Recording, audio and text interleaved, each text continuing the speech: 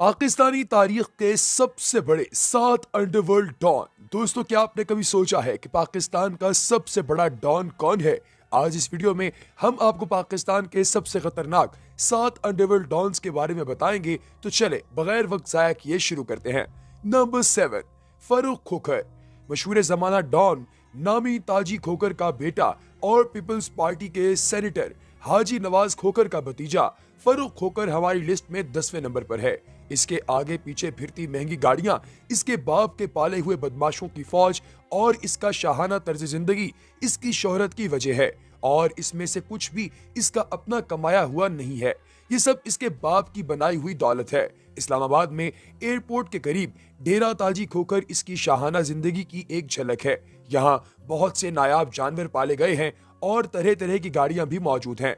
फरीख खोखर ने खोखर 333 के नाम से एक ग्रुप भी बना रखा है, जिसका सोशल मीडिया पर बड़ा चर्चा है। फरूख खोखर बदमाशी के अलावा पिछले कुछ अरसे से फलाही कामों में भी बड़ा सरगर्म नजर आता है। हालिया दिनों में इस्लामाबाद के किसी एसपी की तरफ से गिरफ्तार किए जाने पर सोशल मीडिया पर फरूख खोखर की तरफ से बड़ी गर्मा गर्मी रही है। नंबर 6, गोगी भट्ट। दोस्तों, दुनिया की तारीख में लाहौर में पहली मर्तबा किसी एयरपोर्ट के अंदर जाकर कत्ल किया गया। कत्ल होने वाले का नाम टीपू ट्रका वाला था। जिस शख्स को इस कत्ल से शोहरत मिली उसका नाम गोगी भट्ट है। 1960 में आने वाले गुंडा एक्ट में लाहौर का इकलौता बचने वाला बदमाश ख्वाजा अक्ल भट्ट है, जो कि गोगी भट्ट के नाम से मशहूर हुआ। छोटी उम्र में ही गोगी भट्ट ने गवाल मंडी से भत्ताखोरी और लैंड ग्रैंग में अपना नाम कमाया। हुकूमतें आती जाती रही, मगर गोगी भट्ट आज भी लाहौर पर राज करता है। ये इस बात का सबूत है कि उसने सियासी सतह पर कैसे खुद को मजबूत कर रखा है और उसके दोस्त कितने ताकतवर हैं। Number 5, Abid boxer. ये किसी तारुफ का मोहताज नहीं है। इसकी वजह शोहरत मियां शहबाज शरीफ का इनकाउंटर स्पेशलिस्ट होना थी। 90 की दहाई में ये पंजाब पुलिस में नौकरी करता था और उसे ये नौकरी स्पोर्ट्स कोटे पर मिली थी। ये एक बॉक्सर था। आबिद बॉक्सर का असल नाम आबिद हुसैन कुरैशी है।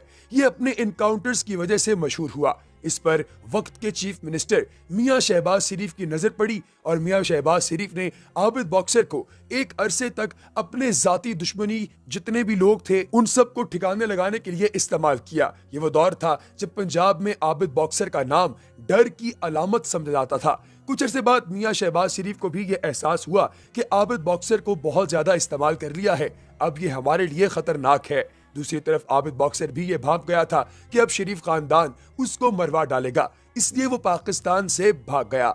आबिद बॉक्सर को इंटरपोल की मदद से गिरफ्तार करके पाकिस्तान भी लाया गया और उन पर केसेस भी चल रहे हैं। ये मियां शहबाज शरीफ के खिलाफ वादा माफ गवाह बन चुके हैं। कुछ खबरों के मुताबिक जवानी में उन्हें स्टेज की शान नरगिस से प्यार हो गया था। नरगिस ने उनसे वादा किया था कि वो कभी मुजरा नहीं करेगी, मगर पैसे की तड़प ने उसे फिर नाचने पर मजबूर कर दिया। इस बात का आबिद बॉक्सर को पता चला तो उन्होंने सारी दुनिया के सामने नरगिस की सरेआम टिंड कर डाली। Number 4, Uzair Bloch. पाकिस्तान के सबसे बड़े मुआफिया की लिस्ट में नंबर 4 पर एक बहुत ही ड्रामेटिक कैरेक्टर आता है। उजैर बलोच का पूरा नाम उजैर जान बलोच है। ये जरदारी दौरे हुकूमत में होने वाले लयारी गैंग वॉर का सबसे बड़ा फिगर है। इसकी कहानी और आबिद बॉक्सर की कहानी बहुत ज्यादा मिलती जुलती है। उजैर बलोच पुलिस में भर्ती होना चाहता था और इसके लिए उसने बहुत ज्यादा टेस्ट भी दिए। टेस्ट में उसने निशानाबाजी में टॉप किया। ये पुलिस वाला बनना चाहता था, मगर सिंध के करप्ट सिस्टम ने इसके लिए कुछ और ही फैसला किया। 2003 में इसके वालिद फैज मोहम्मद और फैजू मामा को अरशद पप्पू गैंग वालों ने अगवा कर लिया और भत्ता मांगा। उजैर बलोच भत्ता ना दे पाया और उसके बाप को बहुत तकलीफें देने के बाद कत्ल कर दिया गया। उजैर बलोच बदले की आग में जलने लगा। पहले उसने कोर्ट केस करके इंसाफ चाहा, जो कि ना मिला। फिर उसने खुद का एक गैंग बना लिया। 6 साल तक लड़ाई लड़ने के बाद 2009 में उसने अरशद पप्पू और उसके भाई को पकड़ लिया। खबरों के मुताबिक उजैर बलोच ने उनके सर तन से जुदा करके उनकी लाशों को सारे लयारी में घसीटा और उनके सरों से फुटबॉल खेली।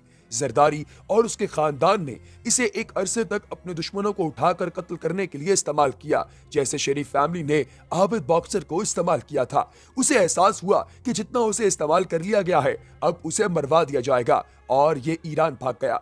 जनवरी 2016 में इसे इंटरपोल की मदद से गिरफ्तार करके पाकिस्तान वापस लाया गया और ये पीपल्स पार्टी के खिलाफ वादा माफ गवाह बन चुका है। दोस्तों, आप क्या समझते हैं कि इसकी गवाही देने से जरदारी खानदान को कुछ फर्क पड़ेगा या नहीं? कमेंट सेक्शन में यस और नो जरूर लिखिएगा।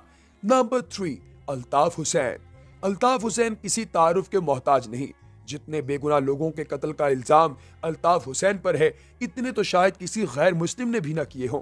खैर, इनके मुसलमान होने का भी कोई कंफर्म नहीं। अल्ताफ हुसैन एक ऐसे तबका फिक्र को लीड करते हैं जो कि बड़े सगीर पाक व हिंद की तकसीम की आज भी मुखालफत करते हैं।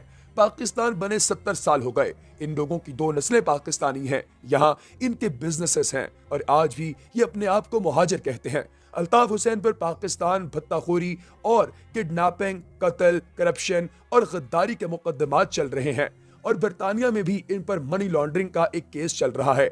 अल्ताफ हुसैन ऐसा दरिंदा है जो अपने पार्टी के लोगों को भी नहीं बख्शता। इसने एमक्यूएम के डॉक्टर इमरान फारूकी को मिलने के बहाने लंदन बुलाकर कत्ल करा दिया था, क्योंकि पार्टी में डॉक्टर इमरान फारूकी को इज्जत की निगाह से देखा जाता था और ये बात चल रही थी कि अगर डॉक्टर इमरान फारूकी एमक्यूएम की बागडोर संभाल लें तो बहुत अच्छा होगा। कराची में बोरीबंद लाशों का ट्रेंड भी अल्ताफ हुसैन ने ही शुरू किया था। कराची वालों को ये बात समझ लेनी चाहिए कि ऐसे लोग कभी भी उनके लीडर नहीं बन सकते। नंबर 2, ताजी खोखर।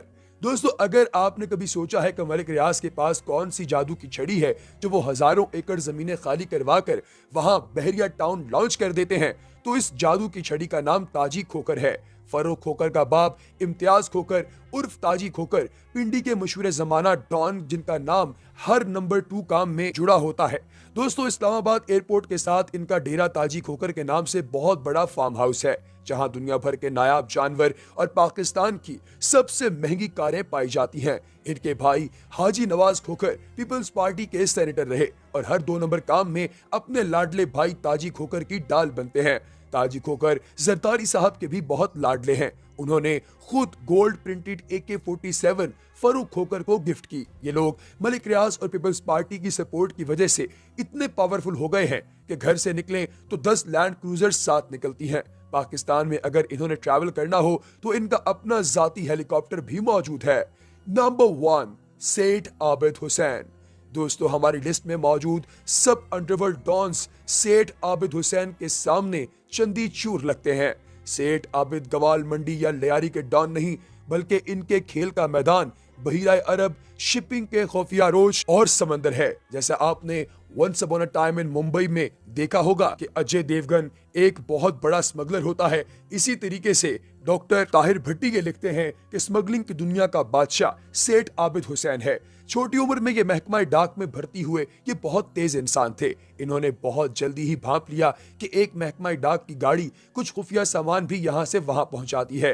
ये लोग स्मगलर्स थे और सेठ आबिद हुसैन की काबिलियत से मुतासिर होकर उन्होंने इन्हें अपने साथ मिला लिया और आगे चलकर सेठ आबिद दुनिया के सबसे बड़े सोने के स्मगलर बने। जब पाकिस्तान में एटॉमिक प्रोजेक्ट शुरू करना था तो अमेरिका ने पाकिस्तान में न्यूक्लियर प्रोसेसिंग यूनिट देने से इनकार कर दिया। ये सेठ आबिद हुसैन थे जो ऑस्ट्रेलिया से सामान उठाकर समंदर के पानी से होते हुए ये सिस्टम पाकिस्तान लाए थे। इनके बारे में ये भी मशहूर है कि भुट्टो ने इनका सोने से भरा हुआ जहाज पाकिस्तान की पोर्ट लंगर इंदराज होने से रोक दिया था, जिस पर इन्होंने ऑक्सफोर्ड में पढ़ती हुई बेनजीर भुट्टो को अगवा कर लिया था। सेठ आबिद मैक्सिमम लेवल के डॉन हैं और इसी वजह से ये हमारी लिस्ट पर नंबर 1 पर नजर आते हैं।